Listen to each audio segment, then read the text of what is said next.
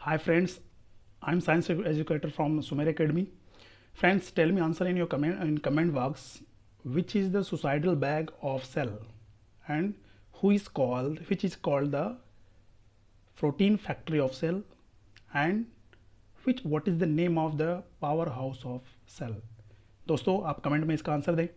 साथियों, साइंस की सीरीज जैसा कि चल रही है हम सभी जान रहे हैं, मैं साइंस की सीरीज अपलोड कर रहा हूं और साइंस की सीरीज में जिसमें हमारा सेल टॉपिक चल रहा है और सेल में सेल ऑर्गेनेल्स आई होप कि आज ये सेल का लास्ट लेक्चर होना चाहिए। मुझे लग रहा है कि सेल का ये 3rd लेक्चर है, तो आज हम जो भी सेल ऑर्गेनेल्स बचे हुए हैं इसको हम कंप्लीट कर लेंगे आज इस लेक्चर में। उसके बाद साथियों मैं पूरी कोशिश करूंगा कि इससे रिलेटेड जो भी क्वेश्चंस क्रिएट हो सकते हैं, क्वेश्चंस बन सकते हैं, बनाए जा सकते हैं, उसको मैं प्रैक्टिस करवा दूं। हम सब लोग मिलकर प्रैक्टिस कर लेंगे। तो आइए साथियों, मैंने जो क्वेश्चन पूछा कि सुसाइडल बैग किसको कहते हैं, आत्मघाती की थैली, power house of the cell किसको कहते हैं, आप जरूर कमेंट बॉक्स में मुझे बताएं और इसका आंसर आप ध्यान से लेक्चर को सुने, इसी लेक्चर में आपको मिलेगा। तो साथियों, जैसा कि सेल ऑर्गेनेल्स टॉपिक चल रहा था जिसमें हम प्लास्टिड्स पढ़ रहे थे, लास्ट लेक्चर में हमने प्लास्टिड्स में पढ़ा था क्या, 2 टॉपिक पढ़ लिया था। प्लास्टिड्स 3 होते हैं, हम आप जानते हैं कौन कौन सा, ल्यूकोप्लास्ट, क्लोरोप्लास्ट एंड क्रोमोप्लास्ट। हम ल्यूकोप्लास्ट कवर कर चुके हैं, क्लोरोप्लास्ट कवर कर चुके हैं and last one is third one is chromoplast. तो आइए साथियों, क्रोमोप्लास्ट इसको हम वर्णी लवक भी कहते हैं, ठीक है साथियों। यह क्या है, यह हरे रंग को छोड़कर अन्य जैसे लाल, पीला, नारंगी, जितने भी और हरे रंग को छोड़ करके अगर हम बात करें तो और भी जितने प्लांट्स में उसमें लीफ में, फ्रूट्स में जितने भी रंग आते हैं वो किसकी वजह से आते हैं, ये क्रोमोप्लास्ट की वजह से आते हैं। और नेक्स्ट क्या है साथियों, यह अधिकतर पुष्पों के पंखुड़ियों और फलों में पाए जाते हैं। अक्सर ये इनकी प्रेजेंस कहाँ होती है, प्लांट्स में। पुष्प जो होते हैं, जो फ्लावर्स होते हैं, उनकी जो सेपल एंड पेटल्स जिसको हम बोलते हैं, तो उसमें जो कलर आते हैं वो किसकी वजह से आते हैं, क्रोमोप्लास्ट की वजह से, ठीक है। और यह क्या है साथियों, अच्छा अगर किसी साथी को पता हो कि बैगनी रंग के लिए अगर कहीं किसी प्लांट्स के किसी पोर्शन में, किसी पार्ट में, लीफ में, फ्रूट्स में अगर बैगनी रंग है, ठीक है, तो बैगनी रंग के लिए कौन रिस्पॉन्सिबल होता है, which is the responsible for violet colour. अगर किसी साथी को पता हो तो बताएं, नहीं मैं लेक्चर के लास्ट में आपको बता दूंगा। और साथियों फिर क्या है, यह चुकंदर की जड़ों तथा नई पत्तियों में भी पाई जाती है। चुकंदर की जड़ें जो होती हैं, यानी कि ये जो आपके जो अंडरग्राउंड पोर्शन होता है उसमें भी कलर प्रोवाइड करने का काम करता है। और यह रिक्तिका रस में घुले रहते हैं। रिक्तिका रस क्या, जो वैक्यूलर सैफ है, वैक्यूल्स में जो वाटर है प्लस उसमें जो मिनरल्स हैं या जो भी न्यूट्रिएंट्स हैं, तो दोनों को मिलाकर के हम सैप बोलते हैं। सैप साथियों हमें लग रहा है कि आपको पता होना चाहिए। सैप क्या होता है, वाटर प्लस जो मिनरल्स या फिर और भी जो न्यूट्रिएंट्स मटेरियल होते हैं, जब इनको हम दोनों को ऐड करके पढ़ते हैं तो उसको हम सैप बोलते हैं, रस बोलते हैं। तो ये क्रोमोप्लास्ट के बारे में साथियों। आगे एक इसमें कुछ पॉइंट्स और भी ऐड करने की बात है कि अब इसमें साथियों क्या है कि जो चुकंदर की जो जड़ों में तथा नए पत्तियों में क्या होता है, यह क्रोमोप्लास्ट की वजह से ही चुकंदर की जड़ें और नई पत्तियां में रंग आते हैं और जिससे पत्तियां क्या होती हैं, लाल तथा भूरी हो जाती हैं। हम देखे हैं कि कभी कभी लीव्स जो होती हैं किस कलर की होती हैं, रेड भी होती हैं और ब्राउन भी हो जाती हैं। तो किसकी वजह से, वो क्रोमोप्लास्ट की वजह से। और इसमें मेन पॉइंट इसमें नोट करने वाली बात है साथियों कि यह बैक्टीरिया तथा एल्गी में नहीं पाए जाते हैं। आइए नेक्स्ट ऑर्गेनेल्स की हम बात करें, माइटोकॉन्ड्रिया। माइटोकॉन्ड्रिया सेकंड टॉपिक, अभी हम प्लास्टिड्स कवर कर रहे थे, अब हम पढ़ेंगे माइटोकॉन्ड्रिया। माइटोकॉन्ड्रिया में हम देख लेते हैं, माइटो मीन्स थ्रेड एंड कॉन्ड्रिया मीन्स ग्रैनुला। अब इसके who is invented the mitochondria, Kolliker एक साइंटिस्ट हुए हैं, कोलिकर 1818 में उन्होंने कीटों की रेखित पेशी जो स्ट्रेट मसल्स हैं उसमें उन्होंने इसको ऑब्जर्व किया। और लेकिन फिर क्या हुआ, ये इन्होंने कीटों की रेखित पेशी में देखा था, इंसेक्ट के। अल्टमान एक साइंटिस्ट हुए 1890s में, आफ्टर 10 ईयर्स उन्होंने सेल में देखा और नाम क्या दिया, बायोप्लास्ट। ये ध्यान रखना है कि अल्टमान ने पहले तो डिस्कवरी, इन्वेंशन किसने किया, कोलिकर ने इन्वेंट किया, हम डिस्कवरी ही बोलेंगे। इन्वेंट होता है साथियों जब हम कोई नई चीज़ें बना करके बनाते हैं, सेल वो मेड होती हैं, तो उसको हम इन्वेंशन बोलते हैं, तो ज़्यादा वो अप्रोप्रिएट वर्ड होता है। अल्टमान ने क्या किया, इसको सेल में देखा, ठीक है, लेकिन नाम इसको क्या दिया, बायोप्लास्ट। और जो सी बेंडा थे एक scientist 1897, after 7 years of the Altmann discovery, उन्होंने इसका नाम क्या दिया, माइटोकॉन्ड्रिया। ठीक है साथियों। अब हरित लवक की जो इसमें साथियों, हरित लवक अभी हम आप इसके लास्ट लेक्चर में देखे थे कि जो क्लोरोप्लास्ट होता है उसमें क्या होता था, क्लोरोप्लास्ट के अंदर भी जैसे सेल के अंदर राइबोसोम्स, डीएनए, आरएनए होते थे, तो उसके बेस पे, यानी कि एक तो सेल में होता है और एक क्लोरोप्लास्ट में भी होता है, अपना सेल्फ ओन का RNA and DNA and ribosomes होते हैं, तो उसको हम क्या बोलते थे, सेल्फ सेमी ऑटोनॉमस। ठीक है, सेमी ऑटोनॉमस बोलते थे, क्या, अर्ध रूप से स्वशासित, जो हाफेरली मतलब कम से कम पार्शियल पार्ट उसका सेल्फ कंट्रोल होता है। ऐसे ही साथियों सेम कैरेक्टर माइटोकॉन्ड्रिया में भी मिलता है। हरित लवक की तरह इसमें भी डीएनए, आरएनए तथा राइबोसोम्स पाए जाते हैं। ठीक है साथियों, अतः यह भी क्या इंगित करता है, यह भी इंडिकेट करता है कि यह भी क्या है, अर्ध रूप से स्वशासित यानी सेमी ऑटोनॉमस कोशिकांग है। ठीक है, अतः अब हम इसे क्या कहेंगे, जब जो सेमी ऑटोनॉमस कोशिकांग होते हैं उनको हम क्या बोलते हैं, उनको हम बोलते हैं क्या, अब उनको हम बोलते हैं, ऐसा क्यों है, सेमी ऑटोनॉमस क्यों बोलते हैं, इनमें स्वतः जनन की शक्ति होती है, और लेकिन एक कंडीशन इसके अंदर है कि ये स्वतः जनन तो करते हैं, लेकिन इसमें कंडीशन ये है कि ये कोशा के अंदर ही स्वतः जनन कर पाते हैं, यानी जो सेल के अंदर ही कर पाएंगे, बाहर अगर हम सोचे कि सेल के बाहर निकालें ये वो करें स्वतः जनन, तो ऐसा पॉसिबल नहीं हो पाता है। आइए इसका फंक्शन देख लेते हैं। मैंने बताया था साथियों कि power house of the cell किसको बोलते हैं, तो ये देखिए आपके सामने आ गया पावर हाउस, इसको हम क्या बोलते हैं, power house of the cell, ऊर्जा का घर भी हम बोलते हैं माइटोकॉन्ड्रिया को। और इसमें क्या होता है, इसमें ऑक्सी श्वसन का मुख्य भाग, हमने बताया था रेस्पिरेशन, मैंने शायद जिक्र किया था इसी लेक्चर में या किसी लेक्चर, लास्ट लेक्चर में किसी साइंस की सीरीज वाले में, कि जो रेस्पिरेशन होता है, हाँ, कैरेक्टरिस्टिक्स ऑफ द जो लिविंग विंग्स चल रहा था उसमें मैंने बात किया था कि एक कैरेक्टरिस्टिक में रेस्पिरेशन भी होता है। तो रेस्पिरेशन टू टाइप के होते हैं, एक ऑक्सी और एक अनॉक्सी, एरोबिक रेस्पिरेशन और एनारोबिक रेस्पिरेशन। तो जो ऑक्सी श्वसन होता है, यानी in the presence of oxygen, जो पूरा वो कंप्लीट होता है, वो कहाँ होता है, वो माइटोकॉन्ड्रिया में वो उसका फंक्शन कंप्लीट होता है। यानी कि हम जो रेस्पिरेशन करते हैं, हमारे जो सेल के अंदर जो रेस्पिरेशन की जो प्रोसेस हो रही है, उसमें जो भी कंबस्टन रिएक्शंस हो रहे हैं, जारण अभिक्रियाएं हो रही हैं, वो कहाँ होती है, माइटोकॉन्ड्रिया में होती है। ये भी क्वेश्चन पूछा गया है कि रेस्पिरेशन सेल के किस पार्ट में या किस ऑर्गेनेल्स में होता है। और क्या साथियों, क्रेब्स साइकिल माइटोकॉन्ड्रिया के मैट्रिक्स एंजाइम द्वारा संपन्न होती है। क्रेब्स साइकिल माइटोकॉन्ड्रिया के किसमें, मैट्रिक्स एंजाइम में द्वारा वो होती है। साथियों मैं आपको माइटोकॉन्ड्रिया का ज़रा फिगर दिखा दूं, अब आप मैट्रिक्स भी यहाँ पे देख लेंगे। ये साथियों देखिए, ये है माइटोकॉन्ड्रिया का। अब ये देखें आप, देखिए एक तो आप सेल के अंदर डीएनए होता है, आप समझते हैं, जिसको हम क्रोमोसोम्स बोलते हैं। एक देखिए यहाँ माइटोकॉन्ड्रिया, ये माइटोकॉन्ड्रिया का फिगर है, ये माइटोकॉन्ड्रिया का अपना खुद का ओन का डीएनए है। ठीक है, ये माइटोकॉन्ड्रिया का डीएनए। और जो मैं मैट्रिक्स बोल रहा था, इसको देखिए बोलते हैं क्रिस्टी। ये जो स्ट्रक्चर है ना, ये फोल्डेड स्ट्रक्चर, फोल्डेड जो स्ट्रक्चर है, इसको हम क्रिस्टी बोलते हैं। और ये फोल्डेड स्ट्रक्चर क्रिस्टी जिसमें लाई करता है, जिसमें पड़ा रहता है, उसको हम बोलते हैं मैट्रिक्स। ठीक है, साइटोप्लाज्मिक टाइप से ये जिलेटिनस मटेरियल होता है, पदार्थ होता है, उसमें ये पड़ा होता है क्रिस्टी, उसको हम क्या बोलते हैं, मैट्रिक्स बोलते हैं। और ये जो पोर्शन है इसको हम क्रिस्टी बोलते हैं। ठीक है साथियों, अब इसी में हम अभी F1 पार्टिकल की बात कर ले। यहाँ देखिए, ये जो क्रिस्टी के ऊपर जो लगे हुए हैं ना, क्रिस्टी के ऊपर जो लगे हुए हैं, ये नॉब टाइप से लगे हुए हैं, ये क्या है, इसको हम बोलते हैं क्या, F1 पार्टिकल या ऑक्सीसोम्स। एक बार F1 पार्टिकल के साथियों बहुत न्यूज में चला था, ट्रेंड चला था कि गॉड पार्टिकल, जिसको बोला गया था कि God particle means source of the energy of the cosmos, यानी यूनिवर्स, हमारे ब्रह्मांड की जो एनर्जी का सोर्स है उसको ढूंढ लिया गया, साइंटिस्टों ने ढूंढ लिया है, और बहुत दिन तक चला था, जिसको हिग्स बोसॉन भी को बोलते थे F1 पार्टिकल के नाम से। तो यही यहाँ पे भी F1 पार्टिकल है। आई थिंक कंसेप्ट यहीं से लिया हुआ, चूंकि F1 पार्टिकल माइटोकॉन्ड्रिया क्या है, means source of the energy है सेल के लिए, power house of the cell भी बोलते हैं, तो इसको F1 पार्टिकल, तो मे भी यहीं से हो सकता है इंस्पायर होकर के साइंटिस्टों ने नाम लिया हो। तो ये साथियों रही माइटोकॉन्ड्रिया आपके सामने, इधर जूम में मैंने बता दिया, ये डीएनए है, ये आउटर मेम्ब्रेन हो गई, मैट्रिक्स हो गया। ठीक है, इसका देखिए, ये इस तरह से आप अगर चाहें तो देख सकते हैं, ये मैट्रिक्स, और इसको हम क्रिस्टी बोलेंगे, ये है मैट्रिक्स, ये दो के बीच में जो, इसको मैट्रिक्स, और यहाँ F1 पार्टिकल काफ़ी डिटेल में दिखा है।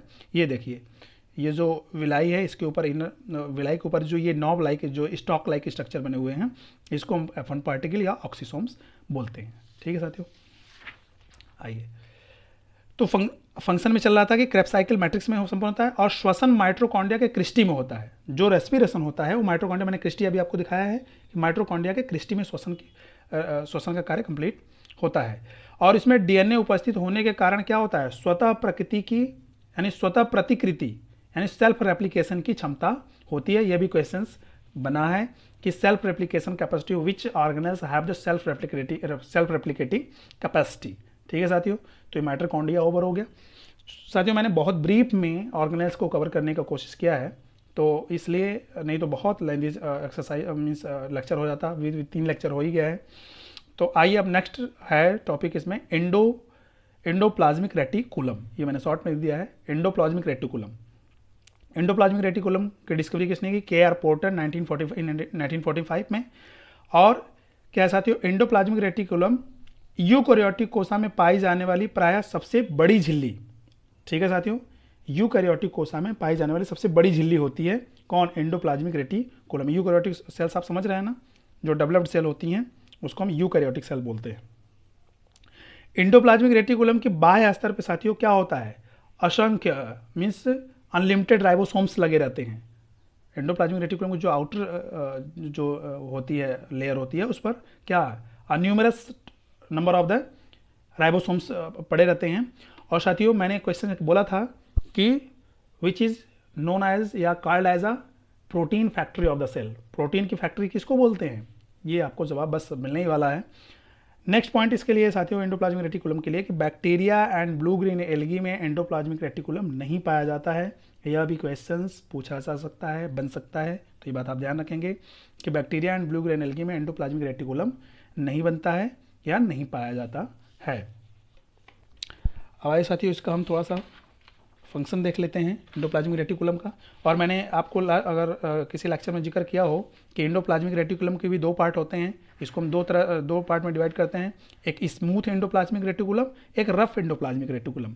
ठीक है साथियों, तो आइए अब इसके फंक्शन में क्या है, यह ग्लिसरॉल व फैटी एसिड में वसा संश्लेषण के लिए स्थान प्रदान करता है। ये क्या करता है, means endoplasmic reticulum provide the place to synthesise the glycerol and fatty acids. Okay, और स्मूथ एंडोप्लाज्मिक रेटिकुलम साथियों क्या करता है, यह ग्लाइकोजन स्टोरेज का भी कार्य करता है। स्मूथ एंडोप्लाज्मिक रेटिकुलम जो होता है क्या करता है, इस ग्लाइकोजन स्टोरेज का, ग्लाइकोजन के संग्रहण का भी कार्य करता है। और किसी साथी को पता हो कि प्रोटीन सिंथेसिस जो होती है वह स्मूथ एंडोप्लाज्मिक रेटिकुलम पे होता है या रफ एंडोप्लाज्मिक रेटिकुलम पे, यह भी कोई हमें कमेंट करके बताएं अगर किसी साथी पता हो तो, नहीं तो मैं फिर आपको बताऊंगा नेक्स्ट लेक्चर में। नेक्स्ट टॉपिक साथियों राइबोसोम्स। राइबोसोम्स देख लेते हैं। राइबोसोम्स की खोज किसने की, रॉबिन्सन एंड ब्राउन नामक साइंटिस्ट ने साथियों इसकी खोज की किसमें, सेम की जड़ की कोसा में। इन्होंने सबसे पहले किसमें देखा, सेम की जड़, जो सेम होती है एक सब्जी का टाइप होता है, प्रकार होता है, उसकी जो रूट है उसकी सेल्स में इन्होंने इसको ऑब्जर्व किया। और एक साइंटिस्ट हुए पैलाडे। पैलाडे ने 1955 में इसको फर्स्ट टाइम किस में ऑब्जर्व किया, एनिमल सेल में ऑब्जर्व किया। ठीक है, जंतु कोशा में देखा। And he is awarded with forward with Nobel prize in 1974। इस डिस्कवरी के लिए उनको नोबेल प्राइज से भी सम्मानित किया गया, कब, इन 1974। और साथियों मैंने राइबोसोम्स के बारे में पहले ही जिक्र किया था, फिर भी रिपीट कर दे रहा हूँ कि राइबोसोम्स 2 प्रकार के होते हैं, 70S type and 80S type ribosomes. Okay, अब इन्हें राइबोसोम्स को साथियों हम एक और नाम से भी जानते हैं, ये बात ध्यान रखेंगे कि इन्हें राइबो न्यूक्लियो प्रोटीन पार्टिकल भी कहते हैं। क्या, राइबो न्यूक्लियो प्रोटीन पार्टिकल भी कहते हैं। फंक्शन देख लें तो प्रोटीन सिंथेसिस का कार्य, मैंने बोला था ना कि which is called as the protein factory of the cell. Ribosomes को क्या बोलते हैं, protein factory of the cell. यह प्रोटीन संश्लेषण का कार्य सेल में करता है। नेक्स्ट साथियों ऑर्गेनेल्स में हो जाएगा गोल्गी बॉडीज। गोल्गी बॉडीज को गोल्गी कम्प्लेक्स भी बोलते हैं, गोल्गी apparatus भी बोलते हैं। ठीक है, अब इससे क्या है साथियों, इसके बारे में देख लेते हैं थोड़ा कुछ पॉइंट्स, 2-4 पॉइंट्स। इसे लाइपोकॉन्ड्रिया भी कहते हैं। ठीक है साथियों, इसको हम लाइपोकॉन्ड्रिया भी कहते हैं। और एक साथियों माइटोकॉन्ड्रिया को एक और नाम से जानते हैं, कॉन्ड्रियोसोम्स। इसको भी आप ध्यान रखेंगे कि माइटोकॉन्ड्रिया को हम कॉन्ड्रियोसोम्स भी कहते हैं। और लाइपोकॉन्ड्रिया किसको, गोल्गी बॉडीज। देखिए कंफ्यूज मत करिएगा, लाइपोकॉन्ड्रिया गोल्गी बॉडीज, माइटोकॉन्ड्रिया कॉन्ड्रियोसोम्स। ओके, और इसकी डिस्कवरी किसने की, कैमिलो गोल्गी। गाल्गी बॉडीज़ की जो डिस्कवरी की थी वो कैमिलो गोल्गी ने की थी 1818 में पशुओं की कोसा में, और he is also awarded with the Nobel prize in 1906। इस डिस्कवरी के लिए उनको भी नोबेल प्राइज से सम्मानित किया गया 1906 में। ठीक है साथियों, और आगे किसमें एक पॉइंट और नोट करना है कि bacteria and blue grain algae में भी क्या होता है, गोल्गी बॉडीज़ क्या होते हैं, नहीं मौजूद होता है, नहीं पाया जाता है। ठीक है, अब इसका फंक्शन देख लेते हैं। फंक्शन में क्या है, अभी तक माना जाता है, अभी तक तो इसकी बहुत ठीक ढंग से इसके फंक्शंस का साथियों पता नहीं चला है, लेकिन माना जाता है कि सेल वॉल के निर्माण में जो है, कोसा भित्ति के निर्माण में क्या करते हैं, ये हेल्प करते हैं। और साथियों एक जो मेन इंपॉर्टेंट टॉपिक इसके फंक्शन में है कि Golgi bodies is called as the traffic police of the cell. इसको कोशिका की गश्त कोसा भी कहते हैं। गश्त कोसा, गश्त समझते हैं ना, जो सेफ्टी पर्पज से जो हमारी सिक्योरिटी विंग्स है, जो वो सिक्योरिटी पर्पज से गश्त लगाती रहती है, राउंड लगाती है, तो उसको हम गश्त बोलते हैं। ठीक है, तो ये traffic police of the cell भी इसको बोला जाता है। नेक्स्ट है सेंट्रोसोम। सेंट्रोसोम क्या है साथियों, सेंट्रोसोम मैंने बात हुई थी कि प्लांट्स में ये क्या होते हैं, मौजूद मतलब प्लांट्स में नहीं पाए जाते हैं या बिल्कुल न के बराबर देखे गए हैं, इनकी अवेलेबिलिटी प्लांट सेल में नहीं के बराबर मिली है।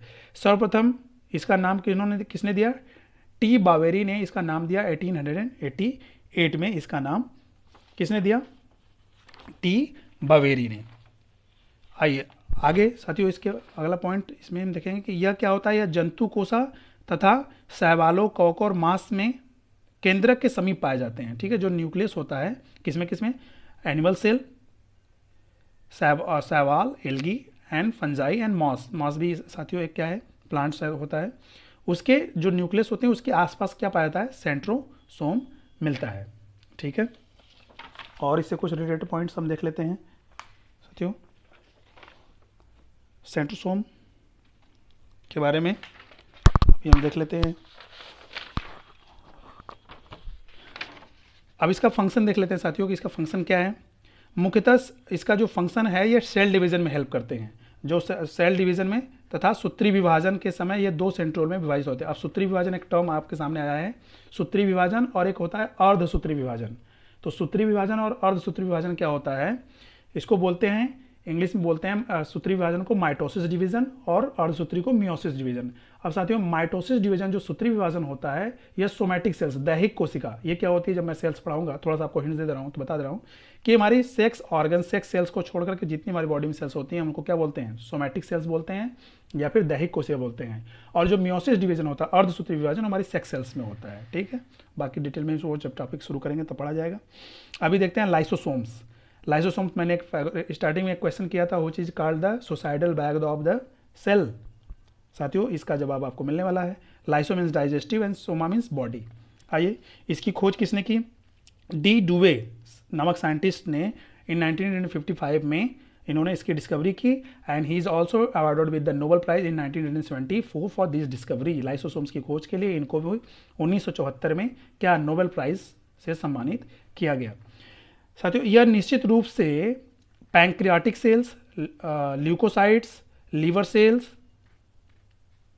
एंड किडनी सेल्स में देखी गई है। ल्यूकोसाइट्स साथियों किसी को पता चला, ल्यूकोसाइट्स ये भी टर्म हो सकता है, नए सेल्स से को मिला होगा, कहाँ से होती है, एरिथ्रोसाइट्स, ल्यूकोसाइट्स, ब्लड से रिलेटेड अगर किसी साथी को पता हो तो हमको मुझे कमेंट बॉक्स में करके बताएं कि ल्यूकोसाइट्स किसे बोलते हैं। जब हम टॉपिक पढ़ाएंगे आपको ब्लड, तब उसमें हम आपको डिटेल में इसको समझाएंगे क्या होता है। तो ये केस में leucocytes liver cells and kidney cells में देखी गई हैं, बट पौधों में इसकी उपस्थिति क्या है, कम देखी गई है। मैंने बताया था कि लगभग मीन्स एब्सेंट होता है, यानी न के बराबर। और ये क्या होता है, इसमें हाइड्रोलिटिक एंजाइम पाए जाते हैं साथियों। इसमें यह हाइड्रोलिटिक एंजाइम पाए जाते हैं, जल अपघटनीय विक्रिया करते हैं, यानी कि वाटर को क्या करते हैं, ब्रेक करते हैं, ये ब्रेक डाउन करते हैं। इसमें पाए जाने वाले सभी एंजाइम्स का पीएच साथियों क्या होता है, एसिडिक होता है। पीएच वैल्यू क्या होती है, इससे हम किसी सोल्यूशन की उसकी मीडियम का पता करते हैं कि ये एसिडिक मीडियम है, अल्कलाई मीडियम है या न्यूट्रल है। ठीक है, इसका पीएच वैल्यू एक, जब हम इसको भी केमिस्ट्री जो लेक्चर शुरू किया जाएगी सीरीज, तो उसमें डिटेल में पढ़ेंगे कि क्या पीएच वैल्यू कैसे ऑब्जर्व करते हैं, कैसे निकालते हैं किसी सोल्यूशन का। तो इसकी जो लाइसोसोम्स की जो पीएच वैल्यू होती है, जो पीएच होता है वो क्या होता है, मोस्टली एसिडिक होता है। ठीक है, जबकि कोसा का पीएच वैल्यू कितना होता है, किसी साथी को पता है, कोशिका की पीएच वैल्यू होती है 7.2। ठीक है, यानी कि अल्कलाई मीडियम होता है। Polysaccharide, nucleic acid and proteins का पाचन लाइसोसोम्स में पाए जाने वाले एंजाइम्स द्वारा होता है। यानी पॉलीसैकेराइड्स, मोनोसैकेराइड, डाइसैकेराइड, जो पॉलीसैकेराइड है, न्यूक्लिक एसिड एंड प्रोटीन्स का पाचन हम किसमें किसमें होता है, लाइसोसोम्स में जो एंजाइम्स पाए जाते हैं उसके द्वारा होता है। लाइसोसोम्स की थैली एंडोप्लाज्मिक रेटिकुलम से बनती है तथा गोल्गी बॉडी से भी बनती है, गोल्गी अपरेटस से भी बनती है। इनको अधिकांश एंजाइम अम्ल की उपस्थिति में, साथियों इनमें जो होता है अधिकांश एंजाइम अम्ल की उपस्थिति में अधिक सक्रिय होते हैं, ठीक है। और क्या है, और जब किसी कारण से ये बाहर निकलते हैं, यानी लाइसोसोम्स में जो एंजाइम्स होते हैं वो काफ़ी एसिडिक होते हैं, और जब ये किसी कारण से अगर बाहर निकलते हैं तो क्या करते हैं, सक्रिय होकर कोशिका के विभिन्न पदार्थों जैसे किसके, कार्बोहाइड्रेट, प्रोटीन्स, डीएनए, आरएनए का क्या कर देते हैं, विघटन कर देते हैं, उसको ब्रेक कर देते हैं, तोड़ देते हैं, ठीक है। और सेल भी विखंडित हो जाती है जब लाइसोसोम्स कि जो उसका जो एसिडिक जो एंजाइम्स होते हैं जो काफ़ी एसिडिक होते हैं, अगर वो सेल के बाहर आ जाते हैं तो क्या होते हैं, हमारे बॉडी में सेल में जो ये सब प्रेजेंट होते हैं कार्बोहाइड्रेट, प्रोटीन्स, डीएनए, आरएनए, ये इसको ब्रेक कर देते हैं, इसको क्या करप्ट कर देते हैं, डिस्ट्रॉय कर देते हैं, और जिससे क्या होता है, और वो सेल खुद डिवाइड मीन्स बस्ट कर जाती है, डेड कर जाती है। इसी कारण इसको हम साथियों क्या बोलते हैं, इसी कारण इसको हम आत्मघाती थैली, suicidal bag of the cell, आत्मघाती थैली बोलते हैं। आपके क्वेश्चन का आंसर मिल गया होगा जो मैंने स्टार्टिंग में पूछा था कि which is called as known as the suicidal bag of the cell. अब इसका साथियों वो देख लेते हैं फंक्शन। लाइसोसोम्स किस में हेल्प करता है, पाचन में हेल्प करता है, और कोशिका विभाजन में सहायक होता है लाइसोसोम्स, ठीक है साथियों। और एक दो मैं ओरली आपको बता दे रहा हूँ, आप जरा अगर जिसको नोट करना हो साथियों को कर लेंगे। नेक्स्ट पॉइंट में अगर आप जो मैंने समराइज वे में जो वो फ्लो डायग्राम में मैंने सेल का पार्ट डिवाइड करके जो चार्ट में दिखाया था, तो उसमें आप एक टॉप पे मिला होगा नीचे ग्लाइक्सिसोम्स। तो ग्लाइक्सिसोम्स क्या होता है साथियों, ये वसा का कार्बोहाइड्रेट में परिवर्तन ग्लाइक्सिसोम्स में पाए जाने वाले जो ग्लाइक्सिलेट साइकिल द्वारा होता है ग्लाइक्सिसोम का। और बीवर्स ने इन 1960 में इनकी खोज की थी, किसकी, ग्लाइक्सिसोम्स की, ठीक है साथियों। और न्यूक्लियस की खोज किसने की थी, मैंने बताया था रॉबर्ट ब्राउन ने, किसमें 1831 में। सेल की खोज किसने की, रॉबर्ट हुक ने 1865 में। और न्यूक्लियोलस की डिस्कवरी किसने की, केंद्रिका की खोज किसने की थी, फोंटाना, एक साइंटिस्ट ने, फोंटाना नामक साइंटिस्ट ने 1718 में किसकी, न्यूक्लियोलस, केंद्रिका यानी केंद्रक के जो अंदर पाया जाता है उसकी खोज की थी। तो साथियों आज के लिए ये लेक्चर यहीं पे एंड करते हैं। कंटेंट पसंद आया हो तो जरूर शेयर, सब्सक्राइब एंड लाइक करें। Bell icon press the black bell icon. Thank you.